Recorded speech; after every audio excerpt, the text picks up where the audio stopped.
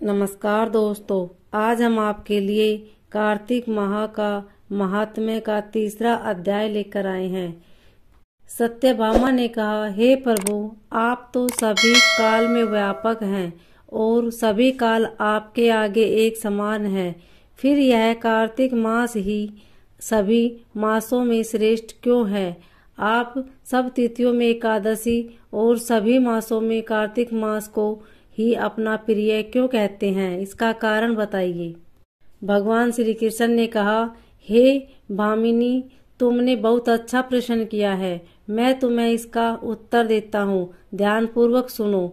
इसी प्रकार एक बार महाराज बैन के पुत्र राजा पृथ्वी ने प्रश्न के उत्तर में देवऋषि नारद से प्रश्न किया था और जिसका उत्तर देते हुए नारद जी ने उसे कार्तिक मास की महिमा बताते हुए कहा, हे राजन, एक समय शंख नाम का एक राक्षस बहुत बलवान एवं अत्याचारी हो गया था। उसके अत्याचारों से तीनों लोकों में त्राही त्राही मच गई। उस शंखसूर ने स्वर्ग में निवास करने वाले देवताओं पर विजय प्राप्त कर इंद्र आदि देवताओं एवं लोकपालों के अधिकारों को छीन लिया। उससे भयभीत होकर समस्त देवता अपने परिवार के सदस्यों के साथ सुमेरु पर्वत की गुफाओं में बहुत दिनों तक छिपे रहे। तत्पश्चात वे निश्चित होकर सुमेरु पर्वत की गुफाओं में ही रहने लगे। उधर जब शंखासुर को इस बात का पता चला कि देवता आनंद पूर्वक सुमेरु पर्वत की गुफाओं में निवास कर रहे हैं, तो उसने सोचा कि ऐसी कोई दिव्य शक्ति अवश्य है जिसके प्रभाव से अधिकारहीन यह देवता अभी भी बलवान है। सोचते सोचते वह इस निर्णय पर पहुंचा कि वेद मंत्रों के बल के कारण ही देवता बलवान हो रहे हैं। यदि उनसे वेद छीन लिए जाए तो वे बलहीन हो जाएंगे। ऐसा विचार कर शंखासुर ब्रह्मा जी के सत्यलोक से शीघ्र ही वेदों को हर लाया। उसके द्वारा ले जाते हुए भय से उसके चंगुल से निकल भागे और जल में समा गए। शंखासुर ने वेद मंत्रों तथा बीज मंत्रों को ढूंढते हुए सागर में प्रवेश किया, परंतु न तो उनको वेद मंत्र मिले और न ही बीज मंत्र। जब शंखासुर सागर से निराश होकर वापस लौटा तो उस समय ब्रह्मा जी पूजा की सामग्री लेकर सभी देवताओं के साथ भगवान विष्णु की शरण में पहुंचे और भगवान को गहरी निद्रा से जगाने के लिए गाने बजाने लगे और धूप गंध आदि से बारंबार उनका पूजन करने लगे।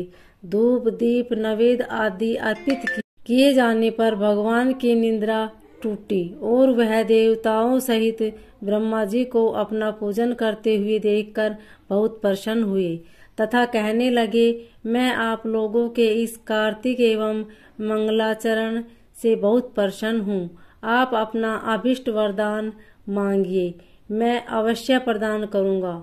जो मनुष्य आश्विन शुक्ल की एकादशी से देवोत्थान एकादशी तक ब्रह्म मुहूर्त में उठकर मेरी पूजा करेगा, उन्हें तुम्हारी ही भांति मेरे प्रसन्न होने के कारण सुख की प्राप्ति होगी। आप लोग जो पाद अर्घ्य आचमन और जल आदि सामग्री लेने के लिए हैं, वे अनंत गुणों वाली होकर आपका कल्याण करेगी।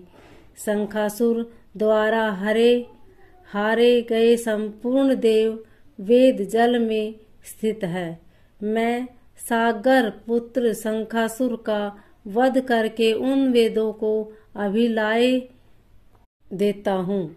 आज से बीज मंत्र और वेदों सहित मैं प्रतिवर्ष कार्तिक मास में जल में विश्राम किया करूँगा। अब मैं मत्स्य का रूप धारण करके जल में जाता हूँ। तुम सब देवता भी मुनीश्वरों सहित मेरे साथ जल में आओ।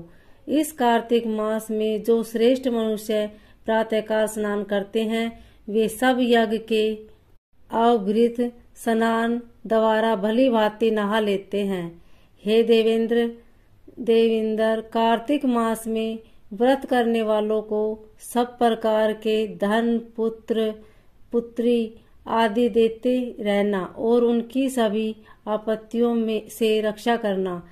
हे धनपति कुबेर, मेरी आज्ञा के अनुसार तुम उनके धन धान्य की वृद्धि करना, क्योंकि इस प्रकार का आचरण करने वाला मनुष्य मेरा रूप धारण करके जीवन मुक्त हो जाता है। जो मनुष्य जन्म से लेकर मृत्यु पर्यंत विधि पूर्वक इस उत्तम व्रत को करता है, वह आप लोगों का भी पूजनीय है। कार्तिक शुक्ल पक्ष की एकादशी तिथि को तुम लोगों ने मुझे जगाया है, इसलिए यह तिथि मेरे लिए अत्यंत प्रतिदायिनी है और माननीय है। हे देवताओं, यह दोनों व्रत नियम पूर्वक करने से मनुष्य मेरा सानिध्य प्राप्त कर लेते हैं। इन व्रतों को करने से जो फल मिलता है वह अन्य किसी व्रत से नहीं मिलता।